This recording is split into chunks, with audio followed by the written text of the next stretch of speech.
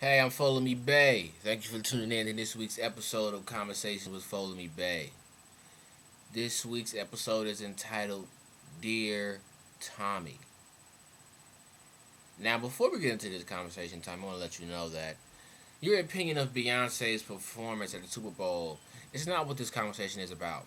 It is about your misinformation about the Black Panther Party of self-defense and how you have been so misinformed and you're spreading these lies about them, which is what we expect when one is misinformed and has been taught by the other side. Now, partaking to Beyonce's Super Bowl performance, some people enjoyed it, some people disliked it. It just depends on which side of the fence you're on. So let's jump right into it. Let's start the conversation off first by describing the word terrorism by definition.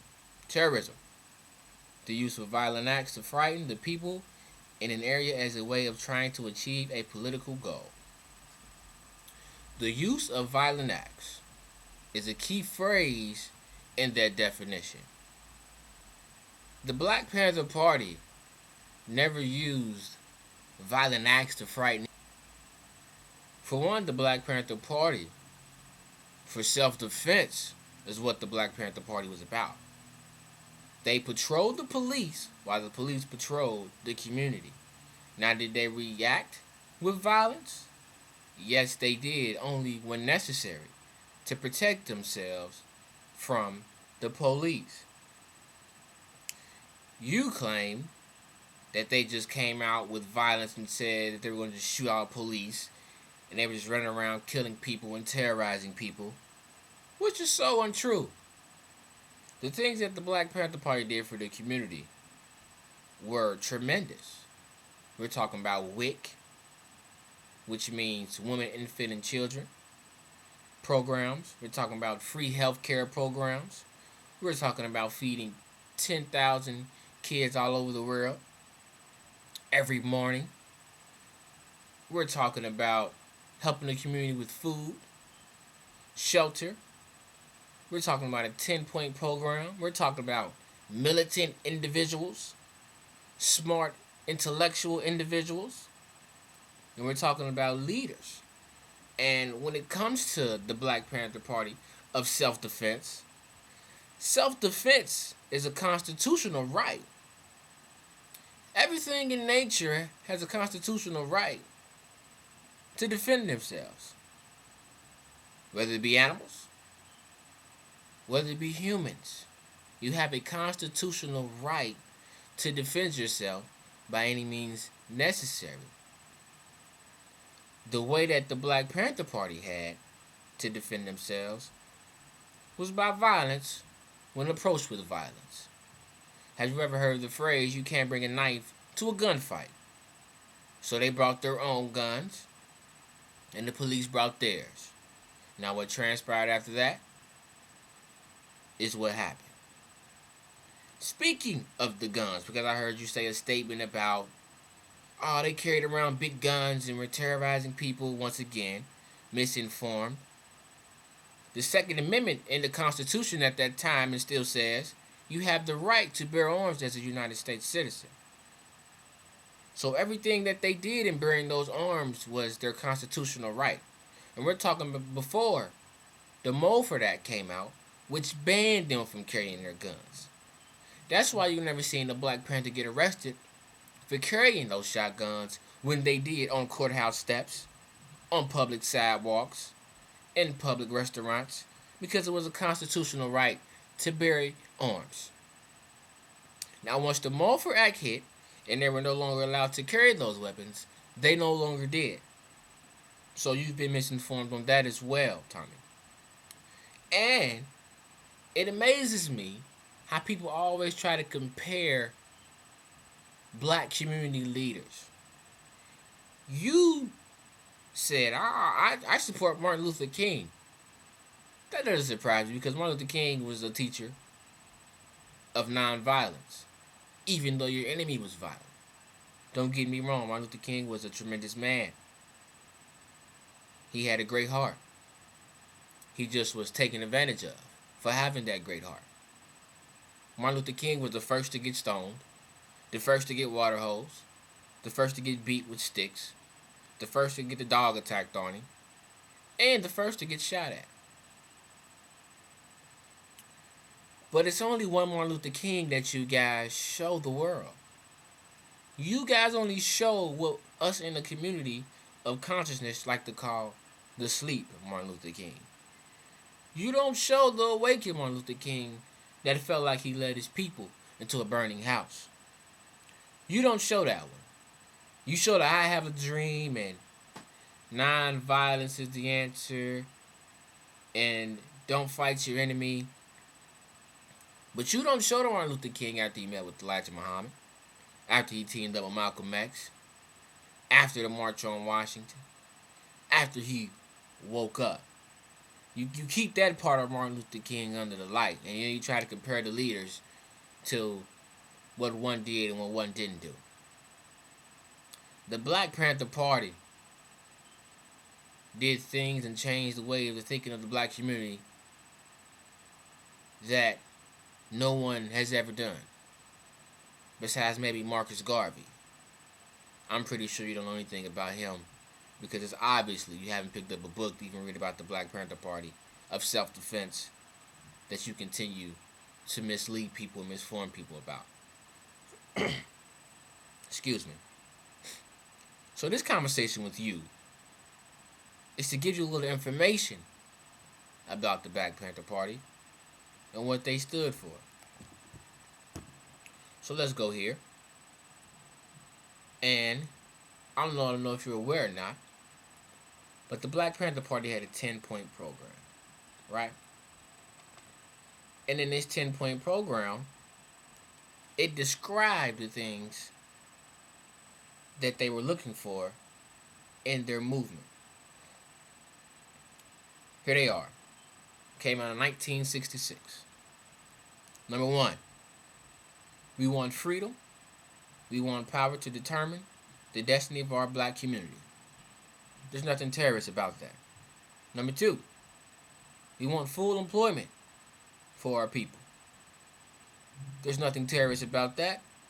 And the black community unemployment rate is still the highest in America.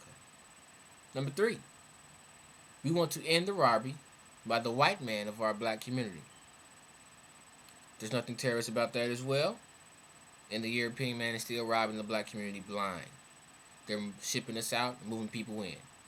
Chinatown, Greek town, you never see a little African town. The one we had in New York, the mayor at that time, what was his name? Giuliani, excuse me if I say it wrong, took all those merchants out and moved other people in. Number 4, we want decent housing, fit for shelter of human beings. There's nothing terrorist about that as well. We're still being forced into the projects, to the ghetto, as you would call it, where it's low-income housing, terrible housing, Flint water crisis. That's affecting just the black community with the experiment of the projects. Number 5, we want an education of our people that exposes the true nature of the decaying American society. We want education that teaches us our true history and our role in the present day society. That's a big one, and that's not a terrorist act as well. Because we know that the textbooks are written by Europeans. And how could the same person who enslaved you and took your religion, your beliefs, your language, your history, your names, how can the same person who took that away from you be the same one to educate you to your full knowledge of self and gain that knowledge to achieve at a higher purpose than that man? That doesn't make sense. To this day, our African American textbooks are still written by Europeans. They're written by Europeans with the European agenda. Most textbooks start out with the black man was a slave and came out of a cave. Started off as a savage. And what baffles me now is that the states are now abolishing slavery out of the books. So now, where does the black man come from? I can't wait to see that story. Maybe we're just going to appear one day. Maybe we're going to be like the aliens. They came down and built the pyramids of Egypt and left, according to the History Channel. But we'll get back to this. We want all, number 6, we want all black men to be exempt from military service. The military doesn't help the black man. Not at all. But that is still not an act of terrorism, as you stated. We want freedom. Number 7. We want an immediate end to police brutality and murder of black people. Do I really need to go into that one, Tommy? You let me know. Number 8. We want freedom for all black men held in federal, state, county, and city prisons and jails. The war on drugs. You're getting 300 years for having a few pounds of weed, a few grams of weed, while rapists and murderers and child molesters are getting about 5 years, 10 years, then the rest is out on probation after parole. Or some of them ain't even getting that much. Your Subway man, he just got about 5 years, I believe, for molesting children. Children. Bill Cosby's allegations haven't even been proved guilty yet, and he's already facing the death penalty in America. The difference between European and more. Number 9. We want all black people, when brought to trial, to be tried in court by a jury of their peer group or a group of people from their communities, as defined in the Constitution of the United States. That's not an act of terrorism either. Number 10. We want land, bread, housing, education, clothing, justice, and peace.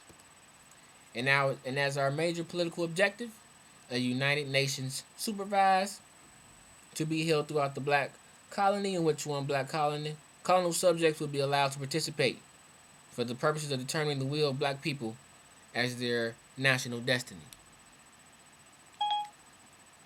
I have read the 10-point program for you. Nowhere in there is there acts of terrorism. There's not even acts of violence in there. And they're all achievable goals if the European man here in this American land would listen and communicate and let it happen.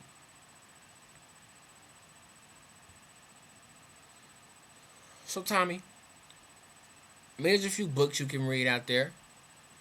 I have one here if you would like to look it up, by Huey P. Newton, titled Revolutionary Suicide. There's a movie on YouTube you can go find. It's a few documentaries on YouTube. One is called Panther, which is an actual movie of the foundation of the Black Panther Party. There's documentaries on there as well, titled Black Panthers. But you need to inform yourself before you speak out on subjects that you clearly have no idea about. And I don't expect you to have an idea about it, because the Black Panther Party doesn't affect you. The black community doesn't affect you. The things we face in the community don't affect you. But you need to do your homework. You need to do your research a little more before you get up there and you sit up there and you call them acts of terrorism, acts of violence, and not know what they stood for. And then you had a discussion with my brother Charlemagne, and he asked you about the Ku Klux Klan. Now that's an act of terrorism. There's the people who killed people, hung black people because of the color of their skin, burned crosses on front yards, bombed 4 little girls in churches, bombed cars, killed children, innocent women and children and men. Emmett Till, and the list goes on. Until you can find me An act like that by the Black Panther Party, we can't. You can't even compare to say that they were an act of terrorism and an act of violence. So you can show me a single white woman gang raped by the Black Panthers, a single white church firebombed by the Black Panthers, a single white man castrated by the Black Panthers, a single white preacher whose face was blown off by the Black Panthers for registering to vote for white people, a single white man who was tied to a truck, of the back of a truck and dragged along until his body dismantled and his torso came off. Until you can show me a single white couple blown in their home for demanding whites to be allowed to vote. You can't compare. You can't compare the two.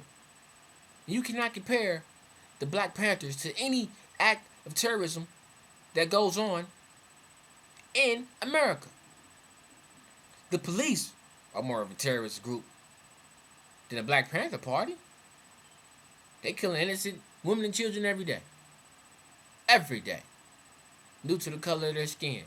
It's recorded, it's on video, but they still accept it. Now when you speak out on these issues, you ride up over a Super Bowl performance. You gonna speak out on the real issues, the real things, and you say you're all for peace and equality. I like to see it. You have to show me. You have to show me, Tommy. But if you have any questions, like to have a conversation again, you know where to find me. Thank you for tuning in this week's episode of Conversations with Follow Me Bay. Next week's episode will be coming soon. HBCUs versus PWIs. Peace.